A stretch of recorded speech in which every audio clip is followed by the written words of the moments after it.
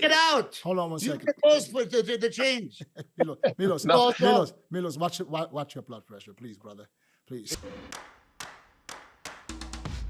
What's up guys and welcome. You are watching Fazi Fitness. So guys, channel membership is now live. Link is in the description and the first comment. Do check it out. That would really help support the channel. So let's start this video with one of the biggest breaking news of this year so far. The GOAT of bodybuilding, Arnold Schwarzenegger. He just announced the new prize money for the Arnold Ohio next year. And with that announcement, he once again made the Arnold the biggest show of the year. Even bigger than the Olympia. So at this point, it's like a tug of war happening between the Olympia and the Arnold. And guess what? It's the bodybuilders and the athletes who are getting the most benefit out of it. So Arnold just increased the prize money to $750,000, which was $500,000 previously. We're going to up the cash prizes from $500,000 to $750,000, and the total cash prizes will go from $1 million to $1.5 million. So that is $150,000 more than what Samson Dauda got by winning the Olympia last year. And at the same time, Arnold also took a cheeky jab at the Olympia and the promoters that they will have to follow the leader. And we're going to continue pumping it up. So let the others chase us. We are always going to be the leaders. So the higher-ups at the Olympia, they will be kind of forced to add at the very least $100,000 more. On top of that $750,000, which Arnold just announced, to make sure that the Olympia title, that remains not only the most prestigious, but also the biggest show of the year. So who else thinks that the men's open prize money for the winner, that is gonna hit $1 million very soon? And the athletes, they 100% deserve that.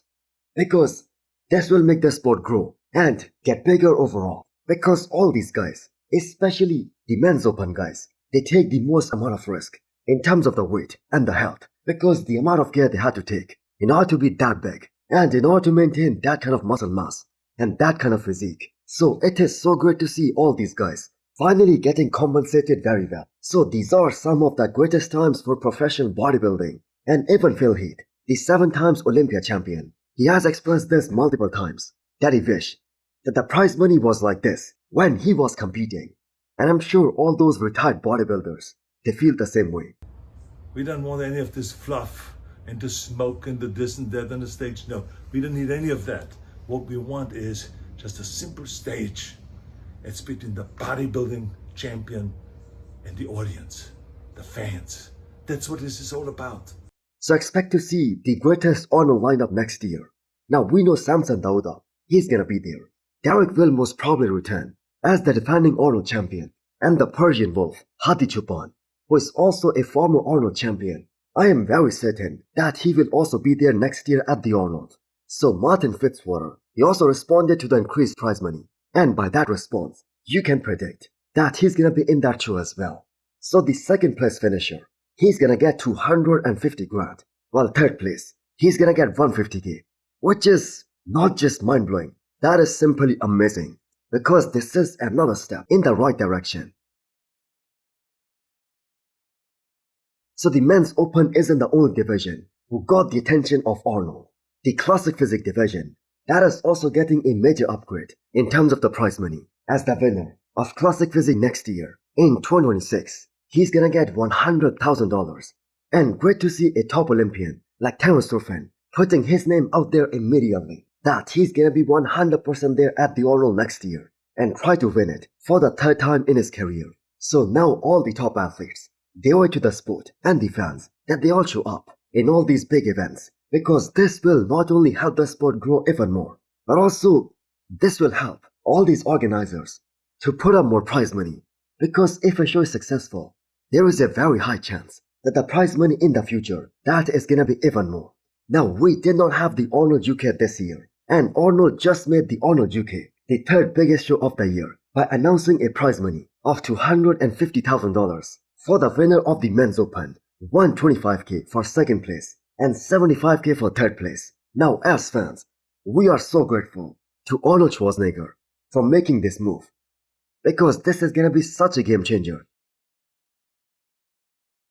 So how many of you guys have been following the sport for so long that you remember Regan Grimes winning the New York Pro in classic physique category? Because that was 7 years back. And it is just so crazy to think about this, that Regan had to come down to 218 pounds to make that weight cutoff for Classic Physique. And somehow, he not only did that, but he was able to win his Classic Physique debut. Now he said it out loud, that he's coming for the men's open bodybuilding title, which is happening this weekend. And that means he's gonna have to beat a guy like the Mutant, Nick Walker, a guy who we just saw was about to take down Derek Lunsford at this past Pittsburgh Pro. And not just him, a bunch of other very good bodybuilders, some legends of the game. Now you cannot mock a man for dreaming big, especially a guy who took the entire year off to try to put on more muscle, more mass, more size, and bring more density. Because that was the major reason he skipped the Olympia last year, because he wanted to fulfill his true potential by bringing up all the right areas in his physique. The potential that all these big guys, like Jay Cutler, Milos and Samir Benoot always talk about. But realistically speaking, and the way the experts are looking at this lineup, the highest I have heard someone placing Regan at this upcoming New York Pro, that is fourth, behind William Bonac, Sazan Hirati, and Regan Grimes, but ahead of Michael Krizo. Now Regan has this great opportunity to prove them all wrong, but the biggest question is that, are his quads big enough, especially from the front, to match up to his humongous upper half? So in the attempt to chase the best conditioning of his career, will Regan be able to hold on to all that added mass, all that added muscle that he put on in this past very long off season? Because if we look back at all of his preps, he shrinks down a lot when he's trying to get shredded, especially in that peak week. So it's such a great lineup, and Regan making his return after more than 1 year. That is one of the biggest storylines, not just of this year, but also for this show. Now he said he's gonna beat Nick Walker, and he said that in one of the podcasts with Fuad, and that was a few months back. And even now, after seeing Nick bringing his all-time best, he said it again, that he's gonna beat him. Now only 48 hours to find out.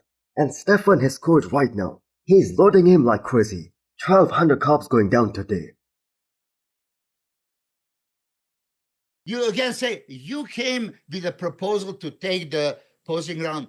Who the fuck are you to represent? I was the athlete's No, rep. That's who I was. Which athlete vote for you?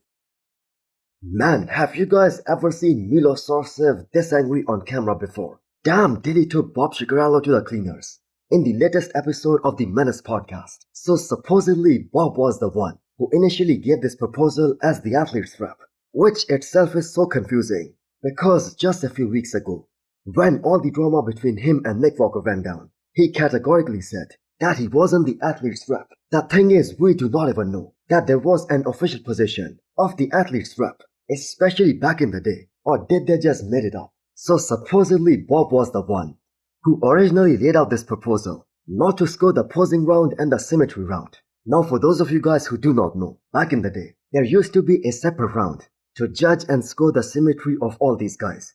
Now I know this is a bit confusing, or maybe a little lack of understanding, because we know that judges still do that. They still take consideration of the symmetry as well as the muscularity. They just do not call it that way anymore. Which athlete told you, can you go please there with this proposal? We want you to tell them this. Who told you that? You represented yourself alone and you were on a dinner table with them. What are we going to do? That's what we're going to do. You make it sound like I never talked to anybody. The perfect example that just happened where Derek won over Nick Walker at this year's Pittsburgh Pro. And the main reason was his overall symmetry and his better shape, his better aesthetics. And that played a huge role in Derek's win. And same goes for Nick Walker, even though he lost this show. But his undeniable muscularity over Derek, that was one of the biggest reasons. So many fans out there, they had him winning the show over Derek. And not just the fans, so many experts also had Nick winning this show. They're not even judging. They're not judging symmetry. They're supposed to be judging symmetry. But they're not. Milos, Now you those had boxers, listen. Supposed to be a part of the plan, though. So this is without any shadow of a doubt one of the most fiery episodes of the Menace podcast. And I must say you have got to give it to Bob. Whether he's popular among the fans or not, whether he's just notorious, that is a separate thing. The fact is he's more relevant now than ever before. Derek won on a better shape. Okay? Why don't you quantify it with a number? He has multiple sponsors, and the man just keeps on adding more fuel to the fire. The feud with Nick Walker, that was a very well played move, and that just made him more relevant than ever. So the prep is now underway for Quinton Beastwood, as he's most probably gonna do this upcoming Tampa Pro as the season opener for him. So this makes him about 10 to 11 weeks out of this year's Tampa Pro, and Quinton is about to enter that phase of the prep where the man looks at his all-time best. We saw a similar pattern last year as well when he was prepping with Matt Jensen for the New York Pro. He was in a superb condition at 8 to 10 weeks out mark, and even the experts, they were so impressed with the way he was looking, and all those comparisons with Samson Dauda, Andrew Jack, and even to himself, they were looking so crazy impressive. But the longer him and Matt Jensen, they kept pushing for conditioning, he got worse and worse, and he was kind of stingy on the New York Pro stage, and that look wasn't something that Quinton is very proud of. So Quinton's success, that lies in doing the perfect prep, where he's able to hold on to all that muscle mass while getting shredded. So the judges giving him second place at last year's Toronto Pro, despite not being the most shred guy on that stage. That was a clear indication that his overall shape and symmetry, that can carry him all the way towards his first pro win. And just like Andrew Jack, he's that type of a guy who can come in a bit off and still win shows. But for that, he has to be big. He has to show up with more mass. So Quinton has gotten multiple second place finishes. Will this be the year when he finally gets his first pro win and he finally steps on that Miss Olympia stage? So hit the thumbs up button if you liked the video and smash the subscribe button if you wanna come back for more. Thanks for watching.